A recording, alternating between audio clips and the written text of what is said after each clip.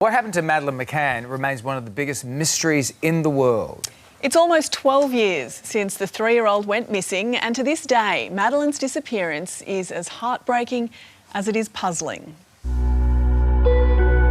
Just days before her 4th birthday, Madeleine McCann vanished from her family's holiday apartment in May 2007. Maddie's parents, Kate and Jerry, had been out to dinner with friends, leaving her asleep in her bedroom with their younger twins. Later that night, when Kate went to check on the children, Maddie was gone. For more than a decade, investigators have tried to piece together what happened. Was she abducted by a passing opportunist, or was she taken by an organised criminal gang? Was there a serious crime committed closer to home? No charges have been brought against them. The McCanns have always protested their innocence and still dare to hope that their now 16-year-old daughter is still alive. Please continue to pray for Madeleine. No parent's going to give up on their child unless they know for certain their child's dead, and that we just don't have any evidence.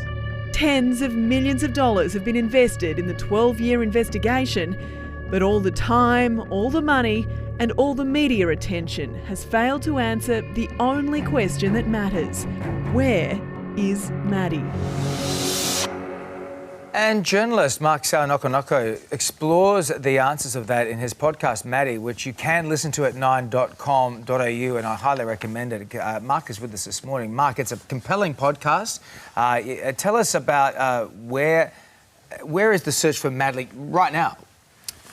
Probably not a great deal further than it was in 2008 when the Portuguese investigation was shelved after 14 months with no Madeleine, no arrests, no abductor, and not really a strong lead to follow up. The London Metropolitan Police, they've launched Operation Grange. That was in 2011. They're right now applying for £300,000 from the Home Office to increase the search for another 12 months. There's some questions over whether the remit of that operation is accurate and focused enough, and some of that is in the podcast.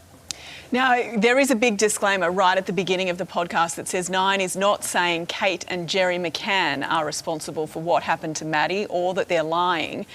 But there is still a big cloud of suspicion over the parents, isn't there? Yeah, I think depending on who you ask, you're going to get a slightly different answer on that. How deeply do people understand the case?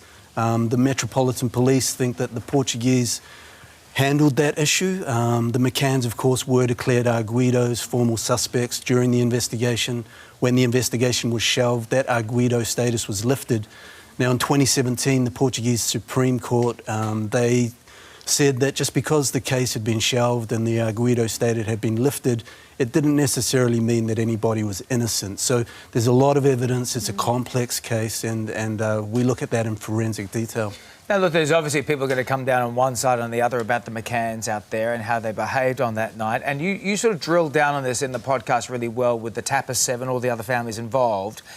And that sort of the way they just sort of left their kids to have dinner, what they said was just like in the backyard, but actually it was much further than that down the road. And they would just go check on them. And these are young kids. A lot of people are critical about that. And I think parents, rightly so, would think that way. What do you think? Is this a cautionary tale? Is this something we should be wary of, or is this something that we've not really heard of before? Hugely controversial part of the case when it emerged that the McCanns and their friends, as they told police, were leaving young children alone. As a parent, it made me go, oh, wow, yeah. I mean, really? You're going to do that? And they did it consecutive nights. Absolutely. You're going to divide opinion massively on that. And you could not see that apartment from the tapas bar 80 to 100 metres away. And the McCanns said that they had left their front door unlocked and the back door unlocked. So we look at, timelines. Could an abductor have gotten in there? Do witness accounts around that night stack up? It's a story that people think that they know, but there's a lot more to it, I think.